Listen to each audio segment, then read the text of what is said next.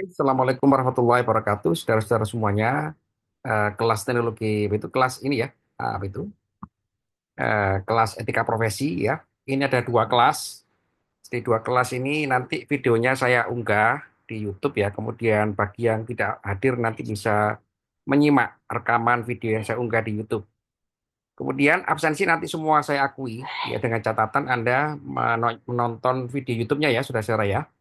Baik yang hadir maupun yang tidak yang sudah hadir tidak apa-apa, nggak nonton. Tapi bagi yang tidak hadir malam ini nanti diberitahukan di grup supaya menyimak videonya. Jadi absensi saya akui semuanya. Begitu saudara ya? Halo? Ya Pak, baik. Oke, kelihatan saudara? Masih loading Pak. Oke,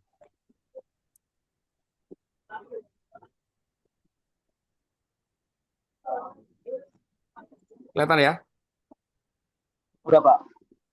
Oke, saudara-saudara, itu dalam kehidupan kita di dalam profesi itu memang ada skill teknis ya, ada keahlian teknikal ya. Keahlian teknis itu seperti seorang arsitek, maka dia keahlian teknisnya adalah merancang dalam bentuk menggambar, ya, membuat satu sketsa. Seorang teknik sipil, ya, sebagai seorang insinyur, maka dia memiliki skill teknikal juga, bentuk drawing, ya, membuat sketch, kemudian juga membuat rancangan struktur bangunan dan seterusnya dan seterusnya. Nah, Anda juga sama ya. Anda memiliki suatu kemampuan skill dalam hal mengintegrasikan suatu sistem ya. Mengintegrasikan satu sistem itu bentuknya adalah instalasi, testing ya dan sebagainya. Nah, lebih dalam lagi adalah orang IT itu memiliki keahlian dalam hal programmer ya.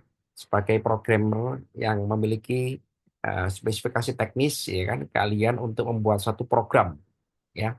Nah, program tentu dirancang dalam bentuk algoritma, diimplementasikan dalam berbagai macam bahasa bentuk pemrograman. Nah, bahasa-bahasa pemrograman ya mulai dari bahasa yang paling itu paling eh, ini ya, bahasa mesin yang paling bawah sendiri ya, sampai bahasa yang levelnya udah sangat ini kita nikmati kan di level web programming ataupun juga di level data science ya. Bahkan juga sampai ke level katakanlah programmer artificial intelligence yang saat ini lagi ramai sekali. Nah, saudara-saudara, dalam kehidupan kita sebagai seorang IT gitu ya, tentu coding ini gitu kan itu membingungkan ya. Anda tentu juga sepaham gitu kan. Coding itu kan bahasa pemrograman yang membingungkan. Betul nggak? Halo, Betul Pak. ya kan? Anda pernah kan ya lihat bahasa coding bentuknya kan ya? Ya, dalam bahasa C gitu ya, begin, end, ya, kemudian function mengambil apalagi bahasa apa itu bahasa ini ya bahasa web ya bahasa HTML gitu kan itu kan ya kan input output intinya adalah input proses output cuma itu di dalam dibahasakan dalam bahasa komputer ya diterjemahkan secara numerik ya kan nanti supaya dikompil menjadi suatu bentuk informasi yang kita inginkan. Nah, bahasa struktur bahasa pemrograman ini saudara-saudara adalah bahasa komputer. Di dalam bahasa komputer ini gitu kan, tentu yang paham itu siapa? Yang paham itu adalah orang yang merancang, orang yang membuat. Nah, orang yang membuat itu siapa? Anda, ya kita semuanya. Apakah orang lain tidak bisa mengetahui? Oh, belum tentu. Ya, hanya orang-orang yang memiliki kemampuan yang sama yang bisa membaca hasil pemrograman Anda. Di luar itu tidak bisa.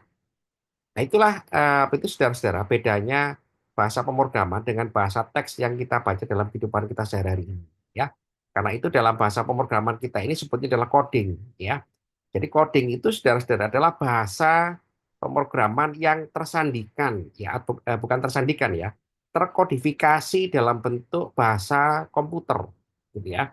Jadi coding itu bahasa, ya, bahasa cara komputer itu berkomunikasi ya dengan penggunanya, dengan komputer itu sendiri atau juga dengan pihak eksternal itu adalah dalam bentuk bahasa yang terkodifikasi. Terkodifikasi artinya gitu kan ada kode-kode tertentu ya. Bikin, proses, end gitu kan, manggil fungsi, manggil file gitu kan, compiling ya dan seterusnya dan seterusnya. Nah, artinya saudara-saudara, di sini ada isu yang juga perlu kita perhatikan, kita sebagai seorang programmer ya, itu adalah programmer itu menjadi suatu bentuk profesi kita, ya, menjadi suatu bentuk pemahaman kita, ya, bahwa kita ini memiliki tanggung jawab dengan bentuk program yang kita jalankan ini, ya, supaya nomor satu adalah sesuai dengan fungsinya, ya. Jadi kalau misalkan Anda membuat satu program ya untuk mendesain LLM ya, double L M ya, large large language model ya kan untuk AI gitu kan, maka Anda harus bisa menunjukkan algoritma itu bekerja di dalam itu algoritma di dalam bahasa pemrograman yang Anda gunakan dengan bahasa large language model yang saat ini lagi ramai. Nah, di situ saudara-saudara, berarti apa yang isu yang kita perhatikan? Yang perlu kita perhatikan adalah di dalam kita mendesain satu program, itu program itu harus kita desain secara profesional, ya. Tidak boleh di dalam pemrograman itu ada unsur-unsur yang itu unsur-unsur yang katakanlah menyamarkan kepentingan, ya. Menyamarkan kepentingan. Kenapa? Karena hanya orang programmer yang tahu, ya. Di lain itu nggak tahu. Ya, misalkan adalah Anda membuat satu fungsi gitu kan, fungsinya adalah nanti membocorkan data. Itu kalau fungsi itu satu dua line ya, atau tiga baris gitu kan, yang tahu itu hanya Anda. Di antara baris-baris pemrograman yang jumlahnya adalah ribuan atau juga jutaan. Nah, ada satu baris yang di situ adalah Anda membocorkan suatu informasi. Nah, itu adalah termasuk daripada pelanggaran serius daripada dunia profesi IT yang kita jalani. Nah, artinya apa saudara-saudara? Artinya adalah di dalam kita membuat satu pemrograman itu harus ada yang namanya prosedur checking, ya, checking. Jadi Anda walaupun juga Anda bekerja sebagai seorang supervisor, pastikan anak buah Anda itu kan alur pemrograman itu gitu kan sesuai dengan rancangannya. Tidak boleh ada tambahan-tambahannya. Kalau ada tambahan harus seizin dengan supervisor. Nah, begitu ya saudara-saudara ya. Jadi kenapa tidak boleh? Karena nanti kalau ada masalah, ya itu yang bertanggung jawab adalah perusahaan Anda. Nah, saudara-saudara di tahun 80 ya, waktu saya masih SD ya, waktu televisi itu hanya berupa dunia dalam berita, TVRI ya, itu dunia saat itu dikagetkan dengan itu perlombaan peluncuran satelit. Perlombaan peluncuran satelit menggunakan wahana peluncur roket ya. Waktu itu saingan antara Eropa dengan Rusia dengan juga dengan Amerika, NASA ya. Ya kan kalau NASA itu peluncurannya di Cape Canaveral Kennedy di Florida sana ya, di itu Miami ya. Nah, itu bersaing ya. Bersaing meluncurkan roket gitu kan karena meluncurkan roket ini prestisius ya diinisiasi oleh itu Rusia dengan ada juga Presiden Amerika ya kan John F. Kennedy tahun 60-an. Nah, waktu itu tahun 80 itu sudah hampir 20 tahun ya, lebih ya. Itu kita dikagetkan dengan roket yang meledak. Roket itu miliknya Perancis. Roket Ariane ya. Tulisannya itu Ariane ya. Tapi bukan penyanyi ya, bukan Ariana Grande ini ya. Ini adalah itu roket ya, namanya Ariane. Ya, Anda bisa googling di internet ya. Ini meledak ya, selang 3 sampai 5 menit setelah dia meluncur kan, itu meledak. Nah, saudara-saudara, meledak itu tidak ada penjelasan kenapa roket ini meledak. Ya, waktu itu saya masih kelas 4 SD. Ya. Saya ketemu jawabannya itu setelah saya sekolah S3 tahun 2013. Anda bisa bayangkan ya kan, 85 tahun 85 sampai 2013. Berapa tahun itu saudara-saudara? 85 sampai 2013. Berapa tahun? Halo? Halo Pak, izin Pak baru join Pak. Iya, iya. Berapa tahun itu? 85 sampai 2013. Halo? Iya Pak. Ya. Artinya saudara-saudara, penjelasannya adalah ternyata roket itu digerakkan oleh software. Roket itu digerakkan oleh software bahasa pemrograman saat itu. Ya mungkin saat itu adalah bahasa C yang paling awal ya, bahasa C, bukan Turbo C ya. Kalau Turbo C itu kan era 90-an ya. Mungkin bahasa C yang paling awal ya. Ternyata gitu kan, di dalam setelah itu diteliti sama Perancis dan juga oleh Amerika. Ternyata gitu kan, tahun 80 itu peluncuran roket ini digerakkan oleh sistem, oleh software. Software yang rancang adalah orang IT. dan juga orang elektro ya, orang electrical engineering, orang elektronis merancang. Ternyata di dalam pemrogramannya itu kan ada satu baris yang itu merupakan kesalahan fatal. Nah, baris ini apa setelah diteliti? Baris ini adalah satu baris itu ibaratnya adalah dalam rumus matematika itu adalah satu dibagi nol. Satu bagi nol itu berapa, saudara-saudara? Halo, halo, halo. Ya, Pak. Iya, ya. Berapa satu bagi nol? Apa, Pak? Satu bagi nol. 1/0. Masuk, Bu. Alah, alah. Ini dan masa liburan ya. Anda dan masa liburan ya. Oke ya. Saudara-saudara, setelah diteliti, ternyata ada satu baris yang itu kalau diterjemahkan secara matematis, itu adalah operasi matematika dalam bentuk persamaan satu bagi nol, kurang lebih seperti itu. Satu bagi nol itu adalah tak terhingga, unlimited. Ya kan? Satu bagi nol, kalkulator Anda pun sehebat apapun gitu kan, ngitung satu bagi nol itu belum tentu bisa. Anda bisa percaya kan? Coba Anda buka HP Anda, Anda ketik satu bagi nol, ya kan? Itu di belakangnya itu terus bergerak terus angkanya. Nah, bayangkan kalau sistem itu gitu kan, ada algoritma walaupun itu satu baris dan juga itu beberapa huruf, tapi itu fatal. Kenapa fatal? Akhirnya apa? Akhirnya sistem itu tidak stabil karena tidak bisa dikendalikan. Karena di situ ada operasi dari software yang memerintahkan gitu kan unit-unit karena roket itu kan ada yang bagian nyemburkan bahan bakar, ada yang bagian pembakar, ada yang bagian reaksi kimia ya, menyemburkan tekanan, menyemburkan kecepatan angin, mengalirkan arus listrik macam. Nah, di situ ada perintah kepada suatu unit. Itulah ibaratnya adalah satu bagi nol. Akhirnya apa, saudara? Akhirnya sistem mengalami satu lonjakan. Karena lonjakan akhirnya nggak stabil. Karena nggak stabil akhirnya meledak. Nah, siapa yang salah, saudara-saudara? Siapa yang salah? Halo, yang salah adalah semuanya, gitu kan? Yang merancang proyek peluncuran satelit ini, mulai dari pimpinannya, ya, semua bagian yang terlibat salah. Kenapa? Karena tidak ada prosedur pengecekan coding software yang dirancang. Nah, gitu ya. Paham, saudara-saudara ya? Halo, halo. Paham, Pak, paham. Nah, gitu ya. Jadi kalau kita membuat satu program itu harus hati-hati. Nah, kalau tentu sekarang adalah sudah ada pengecekan debug, gitu ya. Debug itu adalah itu operasi-operasi dalam pemrograman subroutine program ya, yang itu memiliki suatu kelemahan. Debug ya, debug itu bisa dideteksi kalau zaman sekarang ya. Zaman dulu tidak bisa.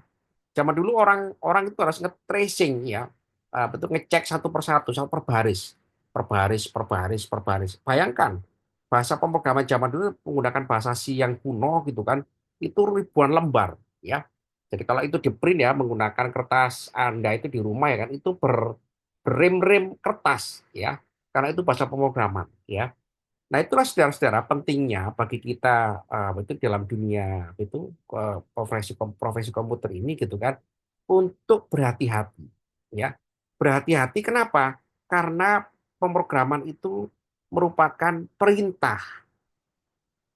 Jadi kalau Anda bikin program, Anda itu memberikan suatu perintah untuk dieksekusi. Betul nggak? Halo, Betul, Pak. Lagu pindahin. Ya. betul nggak omongan saya ini? Betul, Pak, betul. Bener, Pak.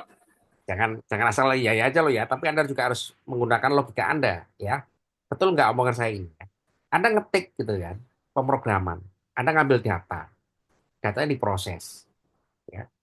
Berarti kan Anda memproses itu memberikan perintah, betul nggak? Bener, Pak. Ya, Nah, Pak. gitu ya. Karena Anda itu memberikan perintah kepada komputer, ya, yang komputer itu juga nanti akan mengeksekusi dan eksekusi oleh komputer itu juga melibatkan device baik secara internal maupun eksternal.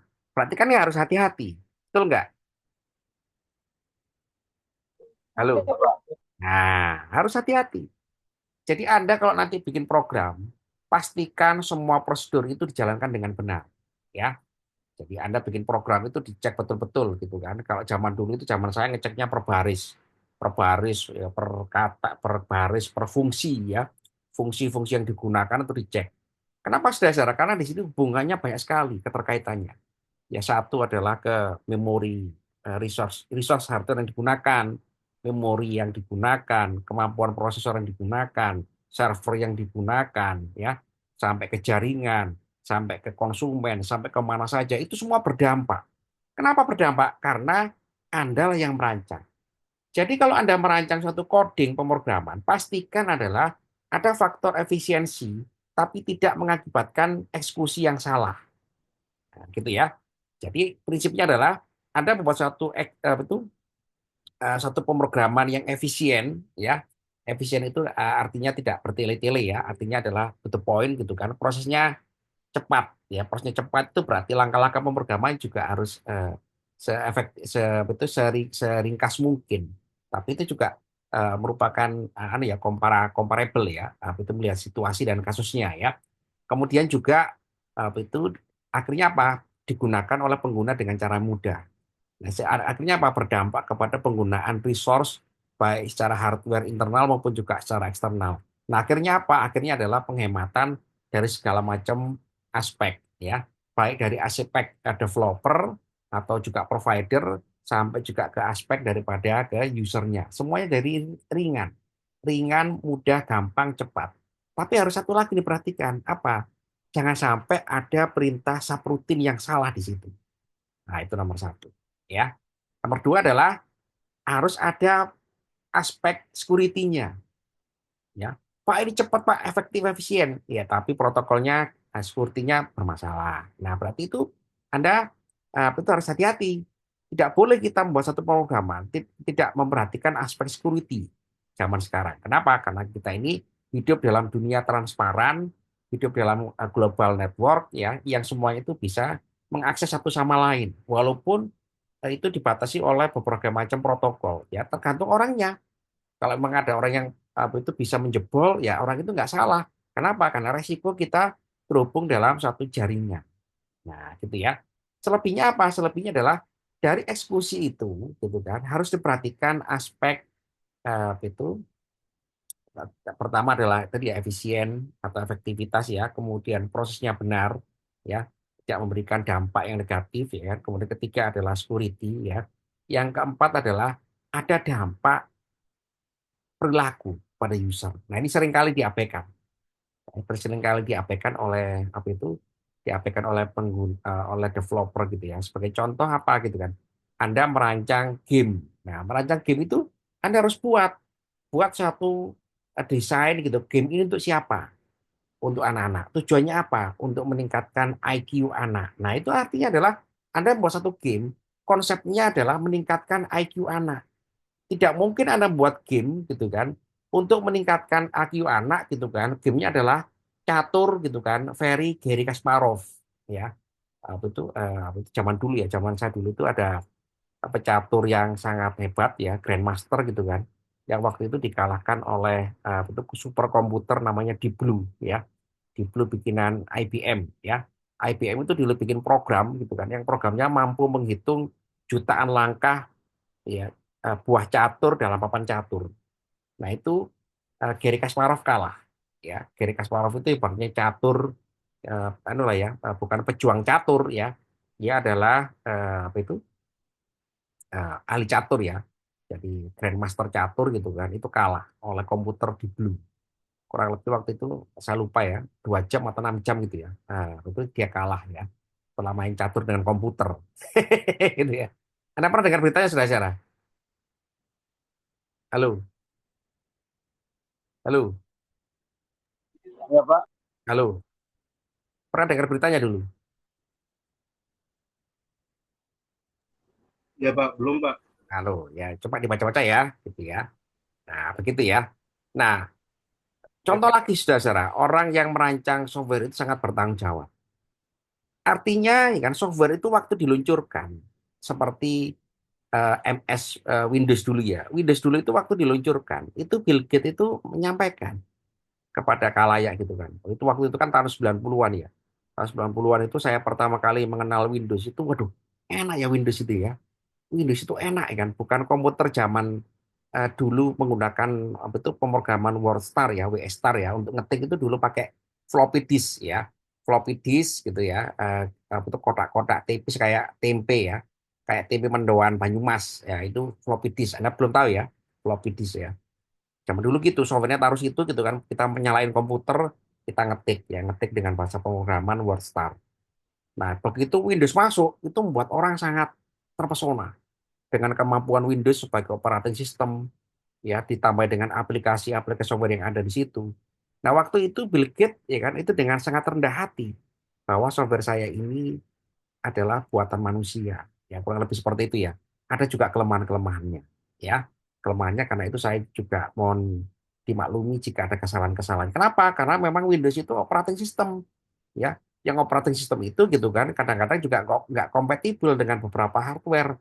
Itu kan hardware-nya itu banyak banget jenis-jenisnya. Gitu kan. Apa saja? Ada graphic card gitu kan ya. Ada graphic card ya, ada katakanlah itu port-port yang perlu dikenali operating system ya. Jadi pertama kali Windows itu diinstal ya kan, dia requirement-nya jelas ya. Apa requirement-nya? Intel sekian ya. Waktu itu memang penguasa apa itu microprocessor waktu itu Intel ya kan. Dia menyampaikan ini operating system ini saya rancang untuk Intel. Nah, gitu ya. Apa spesifikasinya? 486 minimal, 486 DX2. Berapa RAM-nya? RAM-nya juga dia ngitung. Nah, Anda merancang suatu software itu adalah ada tanggung jawab, ada responsibility. Requirement hardware-nya itu seperti apa? Itu disampaikan kepada pengguna. Jangan sampai Anda membuat satu software, Anda mengabaikan aspek-aspek seperti ini. Nah, itu adalah salah satu contoh orang yang coding profesional. Pak, sistem ini menggunakan memori sekian, menggunakan prosesor sekian, menggunakan itu grafik card jenis ini, prosesor jenis ini. Nah, itu sampaikan. Sehingga apa? Sehingga pengguna daripada Windows waktu itu adalah 100% hampir ya, mendekati 100% pasti berhasil. Kenapa? Karena dia tahu gitu kan. Dia tahu bahwasanya gitu kan hardware-hardware komputer zaman itu gitu kan tidak secanggih saat ini. Zaman dulu menggunakan komputer gitu kan apa itu memorinya masih memori yang jadul ya. Saya lupa kan kalau sekarang kan itu menggunakan DDR ya, DDR versi apa ya? Oh, betul ya, masih DDR ya sekarang yang memori itu. Halo, halo, Ya Pak, halo Pak. ya, masih DDR ya. Waduh, Anda nggak pernah ngoprek-ngoprek komputer ya kayaknya. Oke. Nah, saudara-saudara, kita lanjutkan ya. Jadi orang yang merancang satu software itu juga harus memperhatikan aspek-aspek responsibility dalam hal bahwa software saya itu nanti digunakan oleh user, digunakan oleh orang seluruh dunia. Maka kita harus tahu siapa pengguna kita. Pengguna kita adalah rata-rata menggunakan device X. Device X rata-rata itu adalah kemampuan prosesornya, kemampuan memorinya, bahkan juga sekarang adalah sampai memperhitungkan kemampuan jaringan, ya, karakteristik jaringan, latensi, ya. Sekarang itu sudah bagus, gitu kan. Sehingga apa, saudara-saudara? Sehingga beberapa aplikasi itu tidak bisa dijalankan kalau latensinya nggak dipenuhi. Kenapa, saudara-saudara, itu harus disampaikan? Saya tanya kepada Anda. Kenapa? Halo, halo. Kurang tahu Pak. Aduh, ya. Anda ibaratnya bikin produk. Produk Anda kan kepingin digunakan, betul nggak? Iya Halo, Pak, betul. betul kan? Nah, digunakan Betul untuk Pak. apa? Digunakan agar orangnya apa? Digunakan. Agar apa orangnya? Tadi saya contohkan gitu kan. Begitu Windows itu muncul kan semuanya pada seneng gitu. Apa artinya? Agar orang itu puas, ya. Kalau puas, berarti kan orang itu akan terus berlangganan, betul nggak? Coba kalau misalkan Anda bikin software gitu kan, baru digunakan orang, orang langsung kapok-kapok. Anda mau seperti itu? Halo? Nggak mau Pak. Nah, berarti apa ya kan? Berarti responsibility Anda itu jalan di sini. Ya, kalau Anda, saya nggak kepingin Pak, software saya itu harus digunakan oleh banyak orang. Karena saya kepingin digunakan oleh banyak orang, maka saya kepingin software ini normal, berjalan dimanapun. Berarti apa? Berarti Anda buat satu spesifikasi, sampai juga ke spesifikasi jaringan, latensi. Kalau Anda dikomplain, Anda tuh punya data. Jadi kalau Anda dikomplain, ya, Pak, software ini nggak bisa jalan, Pak. Ya karena apa ya? Karena Anda tidak membuat satu dokumen, membuat satu spesifikasi teknis sebagai responsibility, Anda merancang satu software. Nah, begitu saudara ya. Sampai zaman sekarang itu rame latensi, ya keterlambatan data. Itu juga jadi masalah. Ya, ada suatu aplikasi-aplikasi yang membutuhkan presisi waktu ya. Presisi waktu itu adalah dia sudah mulai memperhitungkan latensi. Kenapa? Seperti itu karena jaringan di seluruh dunia itu nggak sama kecepatannya, betul nggak? Apa sama? Jaringan di seluruh dunia ini, jaringan internet kita ini. Halo, halo. Mungkin sama Pak. Oh, kok bisa tahu ada yang sama? Apa buktinya? Kecepatan internet kita dengan di Indonesia dengan Afrika sama kira-kira? Mungkin beda Pak, beda. Nah, beda. Nggak mungkin sama. Ya, jangankan dengan Afrika. Ya, Jakarta dengan tempat lainnya juga nggak sama. Ya, kenapa? Karena masalah sinyal gitu ya. Karena jaringan ini diedarkan oleh sinyal. Sinyal lewat mana? Berbagai macam. Ada fiber optik, ada microwave, selular, ya. Ada jaringan-jaringan terestrial gitu kan. Yang itu adalah semuanya adalah mengakibatkan keterlambatan data. Keterlambatan data dalam ilmu jaringan kita namanya adalah latensi. Nah, Anda bisa bayangkan kalau data itu besar, data 1 gigabit, tapi telat. Nah, ibarat Anda beli Mercy, ya beli mobil Mercy gitu kan, mobilnya bagus, Mercy, tapi datanya telat. Ya masih kalah dengan motor Honda dong, motor Honda 73 ya. Nah, ini baru promosi ya, maksudnya ini ya, anu aja gitu ya. Masih kalah dengan motor Honda walaupun ada kata gitu kan, ada kata-kata gitu ya. Tapi datanya tepat waktu. Ya, dalam dunia teknologi informasi, ketepatan waktu itu sangat penting. Karena apa? Karena terlambat sedikit aja gitu kan, itu bermasalah. Nah, itulah saudara-saudara contoh bagaimana kita merancang suatu pemrograman itu juga memperhatikan aspek responsibility kepada user. Sehingga apa? Sehingga nanti Anda nggak dikomplain, ya kan? Ada orang beli software Anda, ya kan? Kemudian Anda sudah membuat spesifikasi penerapan software Anda itu dalam berbagai macam sampai ke dari resource hardware yang dibutuhkan, server dibutuhkan, sampai karakteristik jaringan, sehingga kalau Anda dikomplain, loh Pak, ini loh Pak syaratnya software saya ini. Apakah Anda sudah memenuhi? Nah, gitu ya, saudara-saudara ya. Paham ya? Halo, halo, Ya Pak, paham Pak. gitu ya. Jadi ada faktor responsibility. Nah, siapa yang merancang itu? Ya Anda, karena Anda adalah programmernya. Nah, gitu ya. Sehingga itu menjadi konsideran orang-orang yang nanti beli software Anda itu juga menyiapkan infrastruktur teknologi informasinya. Ya, satu perangkatnya, speknya, servernya, gitu kan ya. Semua harus memenuhi, gitu ya. Sampai juga ke jaringannya. Nah, kan enak. Oh, Anda membuat Mercy dengan spesifikasi ini. Yang beli juga harus punya kandangnya. Masa Anda mau gitu kan? Anda jualan Mercy gitu kan, sementara orang yang mau beli nggak punya kandangnya. Kalau rusak, siapa yang salah? Anda apa pembelinya? Halo. Milik Pak. Dua-duanya Pak. Iya, gitu ya. Kayak yang beli juga nggak memikirkan rumah itu tempatnya dulu gitu kan.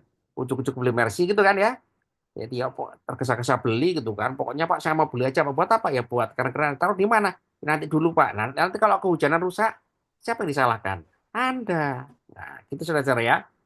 Jadi pembicaraan diskusi kita kali ini adalah pentingnya IT profesional itu memperhatikan faktor responsibility. Dengan responsibility itu akhirnya mendrive Anda, membuat satu rancangan, desain, algoritma itu sangat detail. Ya, kita harus ingat ya rumusnya Pak Habibie kan, Profesor Habibie, presiden kita, ya beliau kan profesor ya, itu dia merancang ya kan, beliau itu adalah ahli merancang struktur pesawat ya, merancang material pesawat. Itu beliau itu bikin teori, teori crack. ya, Craig Habibie, ya, di mana beliau itu membuat satu rumusan teori gitu kan. Besi itu kalau aluminium ya, baja itu kan kalau di apa itu kalau ya Anda pegang kita pegang itu nggak ada masalah. Tapi kalau ini dialiri udara dengan kecepatan tinggi, apa yang terjadi? Yang terjadi adalah ada tekanan termal. Ada tekanan termal kepada material. Kalau terjadi tekanan termal, apa dampaknya? Itu bisa retak. Retaknya bagaimana? Retaknya nggak kelihatan, mata kita nggak bisa mengamati. Tapi kalau itu dipakai berulang-ulang, akhirnya retak, akhirnya pesawat itu bisa pecah. Nah, itulah ya, itu teori crack Pak Habibie. Sehingga Pak Habibie itu selalu punya prinsip dalam mendesain pesawat, gitu kan, bahwa iblisnya engineering pesawat itu di mana? On the details, ya. Detail di mana? Di dalam rangkaian material pesawat. Harus hati-hati merancang material pesawat, ya. Bukan kayak apa itu las-lasan pinggir jalan gitu kan, ngasal. Oh ini Pak ada besi ditempelengi kanan kiri pokoknya jadi. Wah ini kuat. Ya belum tentu. Nggak bisa seperti itu. Ya dirancang dengan betul. Dirancang mulai dari campuran alloy-nya, ya, campuran logam material yang digunakan, diukur, diuji, dialiri aliran udara dengan kecepatan tinggi, dialiri panas. Betul nggak ini tahan? Sehingga tidak ada yang namanya crack, retakan tadi itu. Nah, sama juga dengan Anda, programmer, itu juga ada crack teori. Di mana itu? Ya, celah-celah keretakan atau celah-celah itu yang bisa diterobos ya dari software Anda. Itu on the detail. Semakin detail Anda membuat satu perencanaan yang terukur, maka Anda semakin itu mendekati sempurna, walaupun tidak sempurna 100%. Begitu, saudara-saudara, ada pertanyaan? Halo, halo, Iya, Pak. paham ya? Oke. Paham, Pak. Oke, itu diskusi kita kali ini segitu dulu ya, Lester ya. Bukunya udah saya share kepada Anda ya. Minggu depan kita lanjutkan ya. Halo, halo. Iya, Pak. Baik, Pak, baik, baik. Baik, Pak. Oke ya, Izin, nanti Pak, saya mau nanya, rekam. Pak, untuk minggu depan ada onsite, Pak. Iya, minggu depan itu kan tanggal anu ya. Minggu depan itu ada apa itu tahun baru ya. Iya, Pak.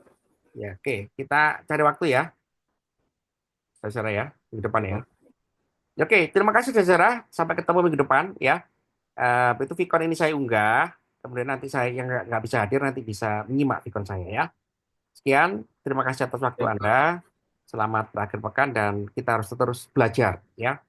Kita sebagai seorang akademisi harus tetap belajar ya. Anda tidak boleh ya walaupun sudah menjadi mahasiswa tidak belajar. Ya harus belajar, buka buku ya. Buka buku, baca informasi. Nah, internet itu lautan informasi. Zaman saya dulu itu nyari buku itu susahnya bukan kepala ya. Nah, kita harus belajar ya supaya kita itu kenapa kita harus belajar? Karena memang Tuhan yang Maha Esa, Allah Subhanahu wa taala itu menciptakan manusia itu makhluk yang berakal, menggunakan akalnya. Akalnya itu apa? Akal itu butuh pengetahuan. Nah, pengetahuan dari mana? Ya dari membaca. Apa kita baca? Dari berbagai macam sumber ilmu pengetahuan. Nah, ini kita serap, kita kaji, kita kita gunakan logika kita betul nggak ini informasi yang kita dapatkan. Begitu saudara ya. Oke, selamat berakhir pekan. Terima Ya, kasih Pak. atas dukungan Anda. Assalamualaikum warahmatullahi wabarakatuh. Salam sejahtera untuk kita semuanya. Oke, Pak. Terima kasih, Pak. Waalaikumsalam, Pak. Assalamualaikum Makasih, warahmatullahi Pak. wabarakatuh. Ya.